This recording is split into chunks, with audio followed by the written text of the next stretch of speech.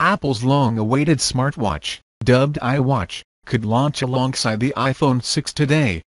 We investigate the latest analysis, evidence and rumors to bring you our predictions of the iWatch release date, price, specs and features. For iWatch rivals, see the best smartwatches of 2014. Apple iWatch release date. When is the iWatch coming out? On 28 August, Apple sent out press invitations to a 9 September special event, which we expect will see the unveiling of the iPhone 6, and many believe will also give us our first look at the rumored iWatch. Our editors will be reporting live from the event. See how to watch the iPhone 6 launch live and tune into our live coverage at new iPhone 6 live blog, plus 2014 Apple iPhone Air, iOS 8, iWatch launch as it happens. We've been putting our money on a Q3 iWatch launch since early this year. That's autumn 2014 for you humans out there. Apple Insider has reporting this as fact based on a research note written by trusted analyst KGI analyst Ming-Chi Kuo, and seems to confirm heavy industry rumors. We believe the rumored iWatch will be Apple's most important product this year, carrying much more weight than iPhone 6, Kuo writes, adding, as market feedback for the product should reveal whether Apple still has the ability to continue making game-changing products with Tim Cook at the helm. Apple has in recent years settled into a rhythm of updating its iPhones and iPads in two separate events in the autumn each year. We'd expect the iWatch launch to coincide with the iPhone 6 launch, which we now know is happening on 9 September. This gets the iWatch out in time for the all-important Thanksgiving-Christmas shopping season. There was an outside chance that Apple will launch the iWatch at WWDC 2014, where iOS 8 was announced. However, there was no wearable iWatch unveiled in San Francisco this year.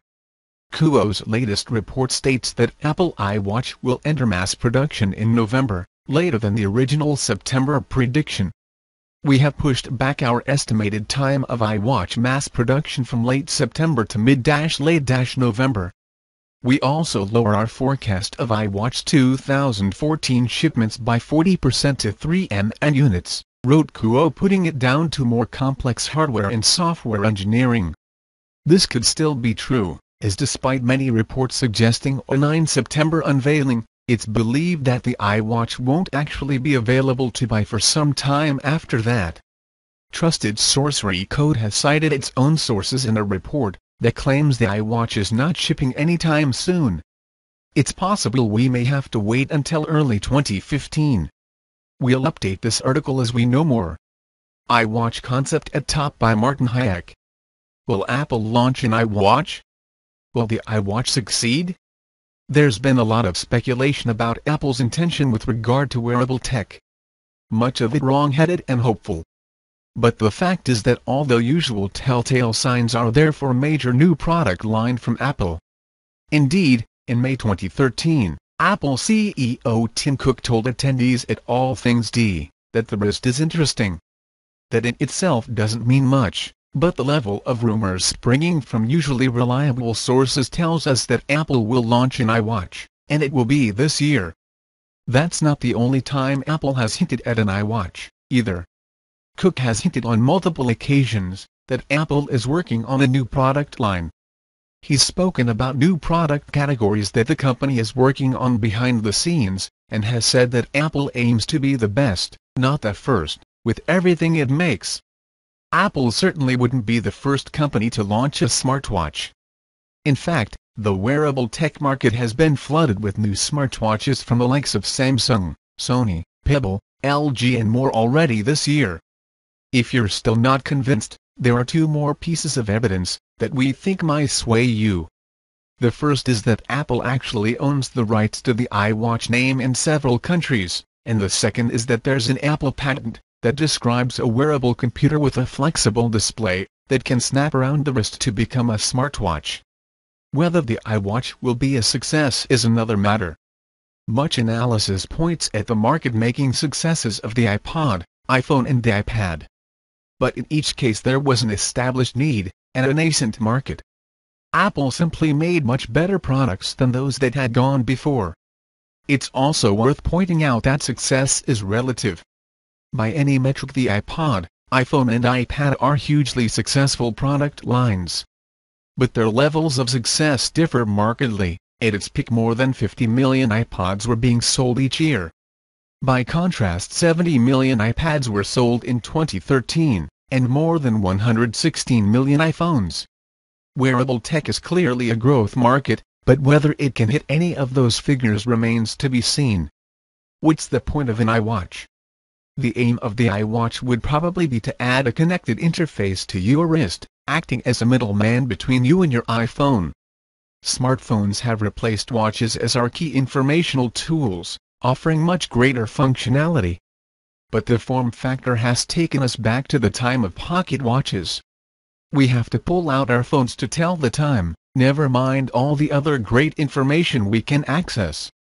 That alone doesn't mean that smartwatches or even smart glasses, such as Google Glass, are going to be a success.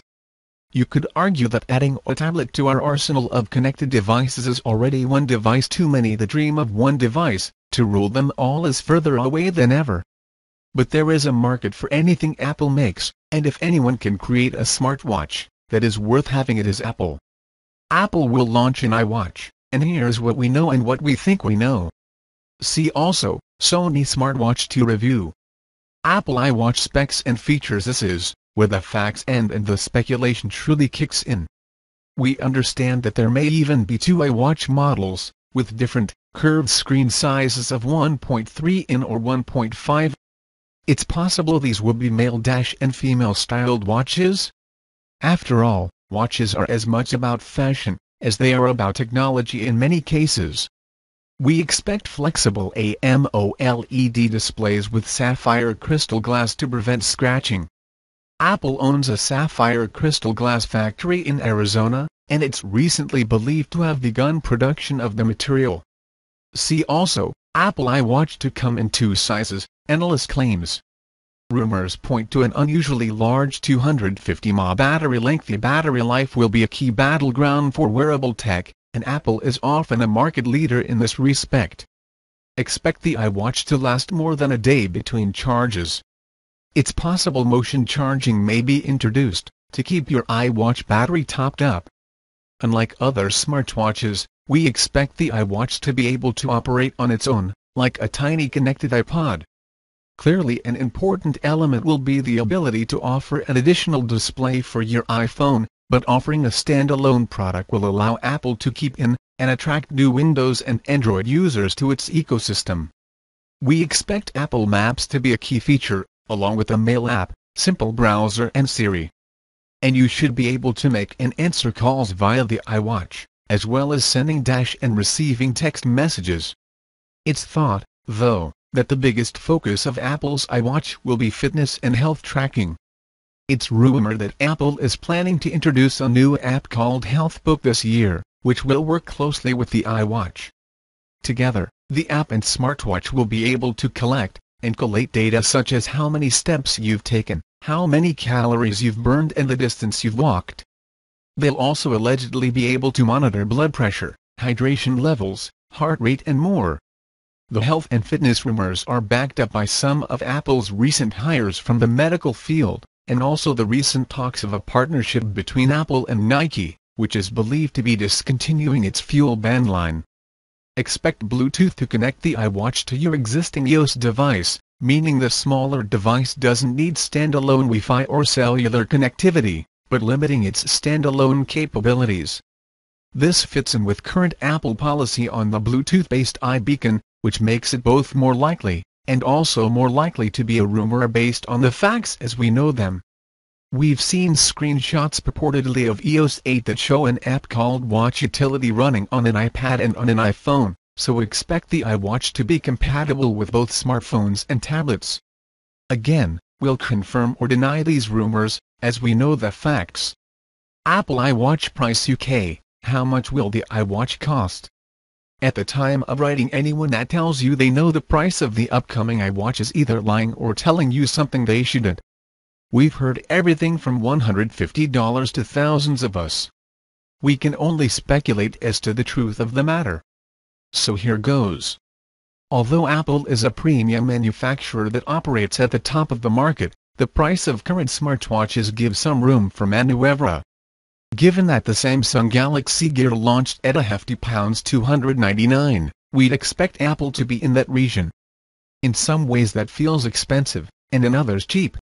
But it is worth remembering that at the time of launch the iPhone and iPad felt cheap, even though they were at the top of their respective nascent markets.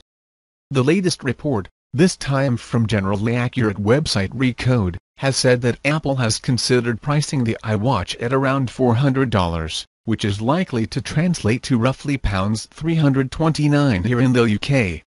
We will see. Stay tuned to this page for further updates, as the iWatch release gets closer.